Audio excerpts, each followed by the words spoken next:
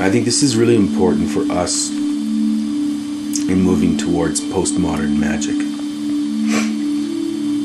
because we had discussed a kind of a regressive magic thinking that some writers more popular than academic, some perhaps academic, have described and associated with throughout the Bush administration. And I've heard many people talk about this with grave concern about the attack on reason and rationality from fundamentalist thinking and evangelical America. And we see this played out politically. I remember reading about a fairly progressive part of the U.S., a school board in Seattle that had Al Gore's film Inconvenient Truth polled out of protests that it was a political statement that didn't present an alternative view based on the Bible on climate change. And I was quite horrified by that. And this idea that others have talked about, a regressive return to pre-scientific thinking. And much of the work that I've done, around this guy and others has been the idea, like his book, Magic, Science, Religion, and the Scope of Rationality. He says very clearly, let's not make that old 19th century mistake and look at magic as a kind of failed science. Modern man with the light of reason shining through, and science as the arbiter of objective reality. I'm all for good science. I really respect that tradition, and I share the concerns that some have in this idea of a retrograde thinking that wants to excise science from the social discourse, all that. And and then the discussions about certain Catholics who seem to have a kind of a magic that they're engaged with in. And I would say what comes to me in the midst of this is let's listen to Tambaya and be a little more open-minded in our thinking, and not counterpose the two, the magical or participatory ordering of the world and the causal, the rational, scientific ordering of the world as necessarily, they may be discrete analytically, but they can interpolate with one another. And I think from a postmodern, not that we've even figured out what modern is, healing the soul of modernity, we can have causality and participation. We can hold them in a state of complementarity. And I don't know that we've really found how the way to do that. At times it's very much experienced as a kind of dissonance.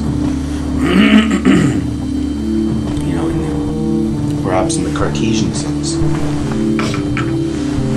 But that for us, individuals who don't want to reject science and yet want also to embrace magic,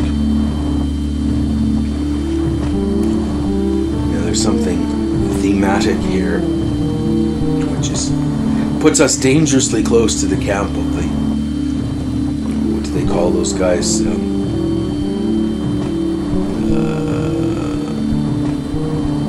intelligent designers. Maybe God uses evolution. Maybe evolution uses God. I don't know.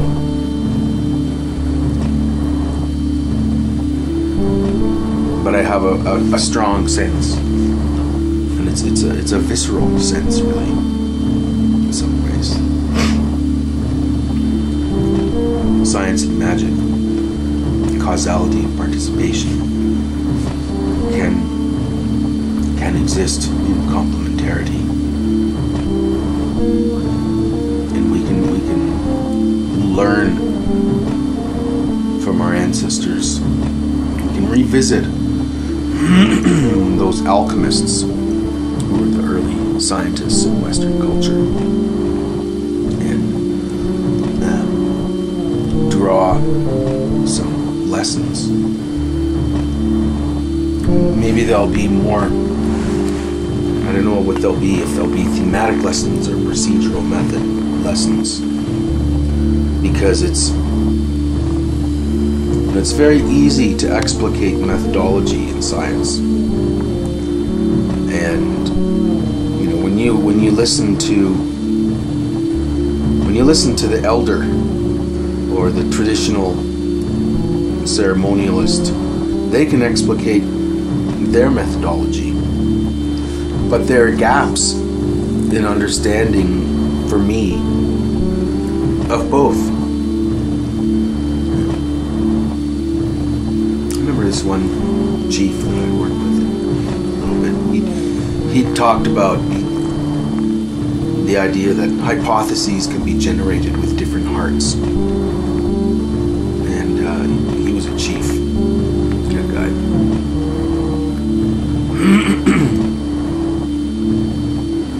Maybe on some level it boils down to respect. I don't know. Respect isn't about caving in, but it could be about suspending judgment to come to new awareness. Some of which may be based on rational thought, other of which may be based on direct experience. But in terms of magic, there is a surrendering that is required. There is a surrendering and a humility that is required. And I can see that in science too. In some scientists I've seen it, I've witnessed it in my brother and in others.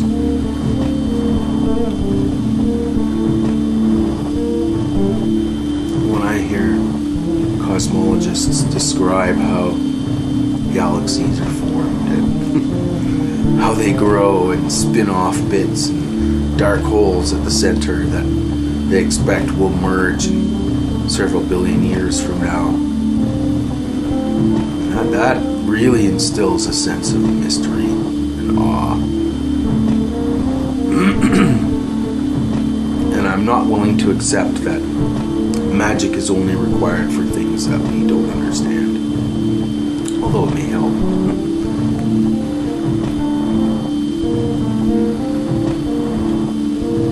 There is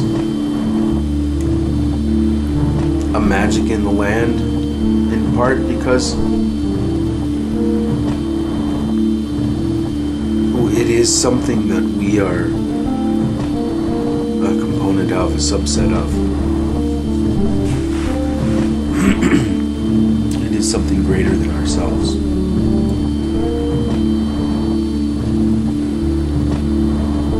And it is also seemingly within our grasp to affect not just landscapes. We've always had that ability to affect landscapes, to affect change on a planetary level. Is